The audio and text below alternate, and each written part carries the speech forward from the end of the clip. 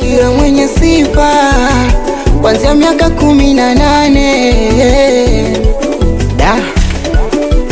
anapaswa kujiandikisha.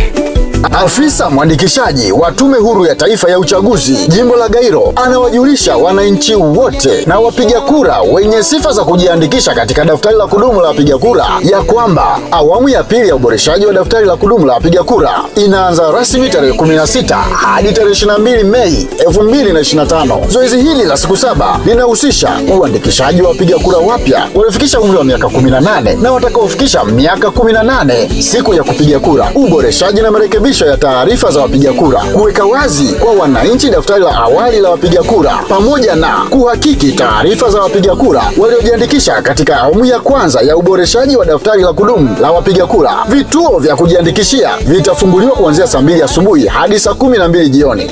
Ewe mwananchi, ewe mpiga kura, nenda sasa kajiandikishe.